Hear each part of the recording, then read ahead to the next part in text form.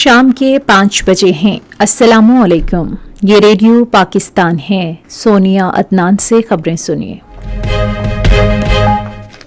پہلے اہم خبروں کا خلاصہ۔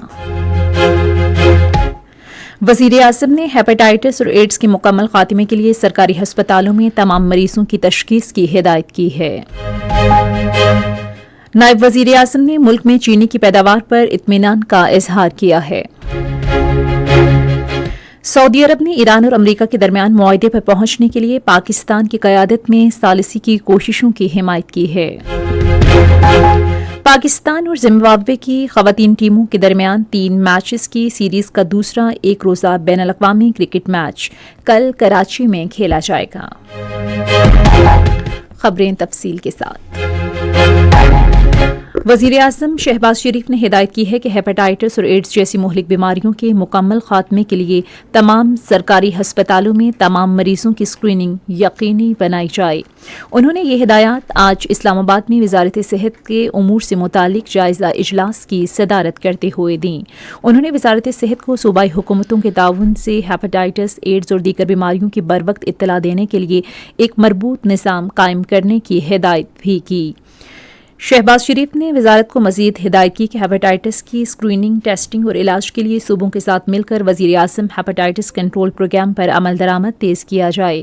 انہوں نے یہ ہدایات بھی کی کہ متعدی بیماریوں کے پھیلاؤ کو روکنے کے لیے ملک بھر میں آٹو ڈسیبل سرنجوں کو استعمال کیا جائے اور ڈریپ اور دیگر متعلقہ اداروں سے کہا کہ وہ سرنجوں کے دوبارہ استعمال کو مکمل طور پر روکیں۔ نائب وزیر اعظم اسحاق ڈار کی زیر صدارت آج اسلام آباد میں اعلیٰ سطح کا اجلاس ہوا، جس میں موجودہ کرشنگ سیزن کے اختتام پر چینی کی پیداوار کا جائزہ لیا گیا۔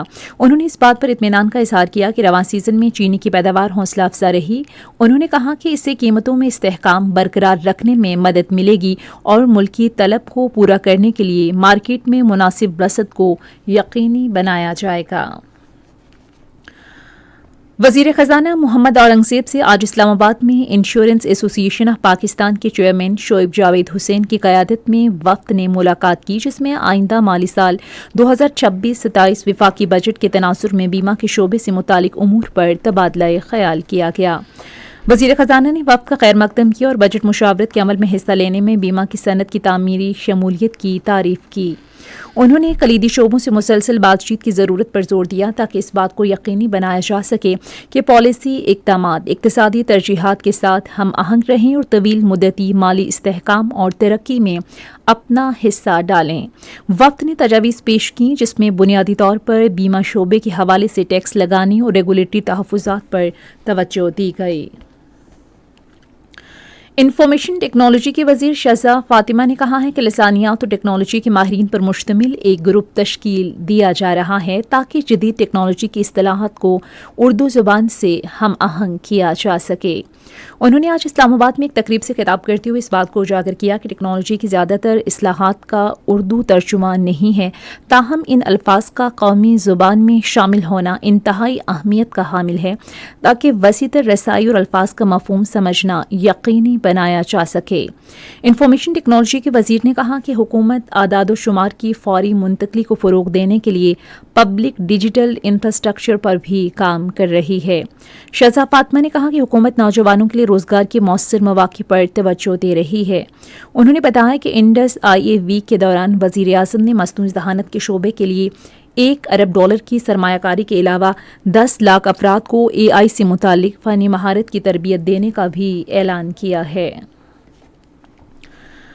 وزیر مذہبی امور سردار محمد یوسف سے فلسطین کے مفتی اعظم شیخ محمد احمد حسین اور قاضی القضاء ڈاکٹر محمود الحباش نے اسلام آباد میں ملاقات کی۔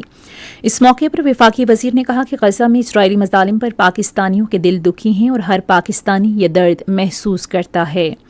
فلسطین کے قاضی القضاء ڈاکٹر محمود الحباش نے کہا ہے کہ فلسطینی صدر چند ہفتوں میں پاکستان کا دورہ کریں گے، جس سے 2 طرفہ تعلقات میں مزید بہتری آئے گی۔